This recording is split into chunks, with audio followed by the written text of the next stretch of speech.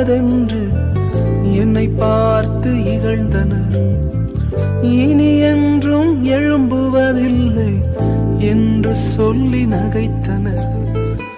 ஆனாலும் நீங்க என்னை கண்ட விதம் பெரியது. என் உயர்வின் பெருமை எல்லாம் ஒருவருக்குரியதே. ஆனாலும் நீங்க என்னை கண்ட விதம் பெரியது. என் உயர்வின் பெருமை எல்லாம் ஒருவருக்குரியதே. நீர் மட்டும் பெருகனும், நீர் மட்டும் பெருகனும்,